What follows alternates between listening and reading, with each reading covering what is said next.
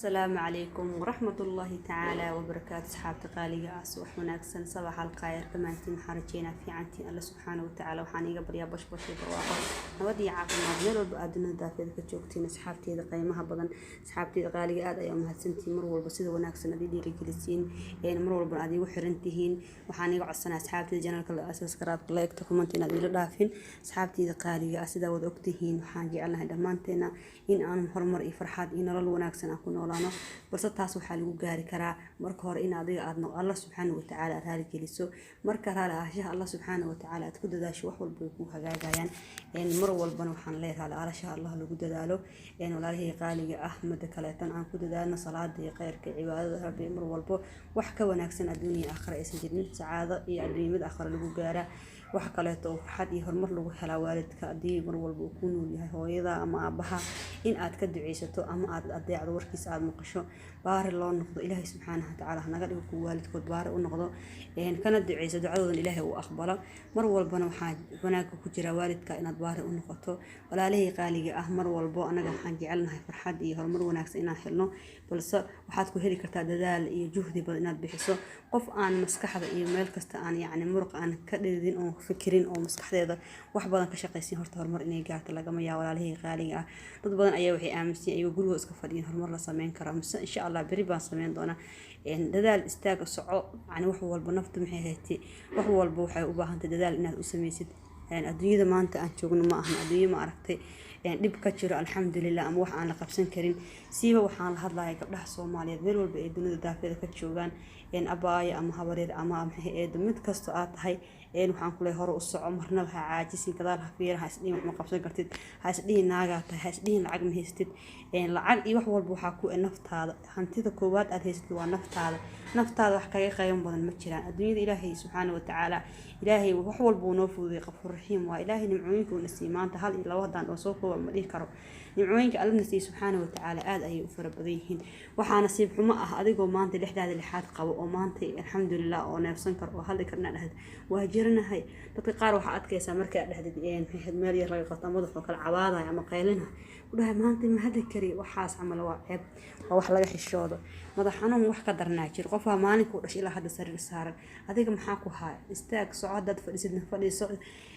hadii aad yaani jiiftan istaag oo kac markaan waxaan ku dhigaa fadhiga laga kaco khiyaarteeda qaaliga ah meel walba joogtiin hadal yar iyo wax howl qabad badan ayaan insha Allah noo rajeena dhamaanteen waxaan rajeena farxad iyo caafimaad ilaahay subhanahu wa ta'ala caafimaadkan ugu weyn ugu qaalisan mar hadii caafimaad aad qabtid ama hadi kartid ama aad khayr kartid lagu hada ku socon kartaa anigu waxaan aaminsanay marnaba inay waxba ka haleysneen dad badan maanta adduunka joogo oo ma aragtay aan socon karin oo hadi karin oo dhahay hadad istaagi lahayd maanta maragtay ani wallahi taas ayaa ka daran aaminsanay runtii dad badan adduunyada maanta waxa jiro wax barasho caafimaad horumar haysto hadana Allah subhanahu wa ta'ala ku caasiyo wallahi dadkaas ayaan darwaa dhigi karaa balse waxaan leeyahay ilaahay subhanahu wa ta'ala xaq ha tuso إن شاء الله تعالى دمانتين حنو رجينا فرحات يا عافماد يبش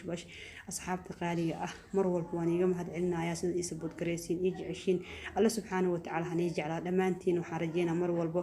إن أن يوتيوب كي إن كستو أن بريها دم بأد وجيفت إن شاء الله أن حسي حندونين إذن كانوا كل حسنتين كده وناس مروا بإيدي رجالسين عدي قرب تاجنتهين أنت هدي جالس إنك بدنا جالس أصحاب تقالية بريان وإن شاء الله تعالى تذلكي وأنا صوب ضيع أني جاي تذياري نص أهواي وأديك مرور بعد قرب تاجنتهين ساعتي دقالي وحركينا لمانتين إن قربتي أهان دونتي أنت اللي جالسين إنك بدنا جالسين دونتي أنا عاجز دوني إن شاء الله تعالى مرور البنا وحنجي على حي إنه وحياوني فرحية أما ندير جلين أما هرب بركة كسابسن أما سيب يعني سومال هدي أنا هاي وحياو بدن أمان أباهن هاجرو أو مرور البنا نرشين أباهن تهاي أو أنا قبصنا waxyaabahaas oo kamid yihiin xagga markii la dhaho maxay qeyrka xagga ma aragtay weydka markii la dhaho wax kasta waxyaabo badan insha Allah waa soo gelin doona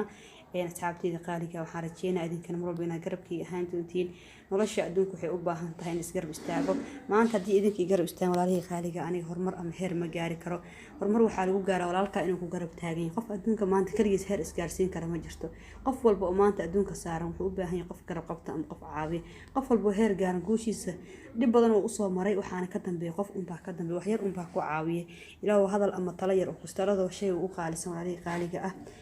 waxaad jeceshiin aan igu soo kordhiyo janalka aan soo geliyo oo macnaha adinka aad xiiseynaysiin adna maxay ahayd waan iska soo hadli kartiin asxaabteyda qaaliga inaad commentiga xagga commentiga igu reebtiin ayaan rajeynaa insha allah khiyaarteyda qaaliga aan commentigiina quruxda badan markaan arko xoog ayaan ugu farxaa walaalahayga Soomaaliyeed meel walba ay dunida daafeeda ka joogaan aad baan u jeclahay alla subxaanahu wa ta'aala hana jeclaa raalina hanaga noqdo mar walbana waxaan jeclahay ummadda Soomaaliyeed meel walba ay joogto walaalahayga inaan ka farxiyo midkii dhibaataysan aan caawiyo midkii kale aan dhiirigeliyo ama u sheego wixii ka qaldan mar walbana waan ku dadaali doonaa insha Allah asxaabteyda qaaliga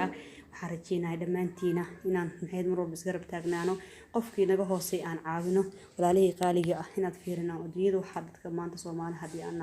isma caawino inteena badan laakiin waxaan rajeynayaa insha Allah dad is caawiyo oo Ilaahayna naga dhigo dalkeena nabad iyo barwaaqo nooga dhigo maanta waxaan ku noolaa magaalada Muqdisho meel ka fiican aysan jirin dad badan waxay aaminsan yihiin Muqdisho maanta inay meel xun tahay laakiin anigu waxaan dhihi lahaa eeba waxaas wax jira ma ahan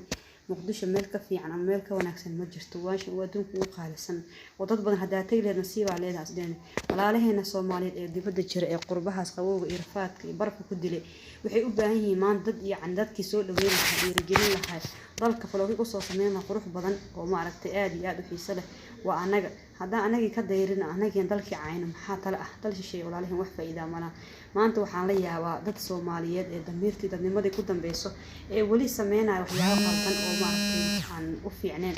xagga ma aragtay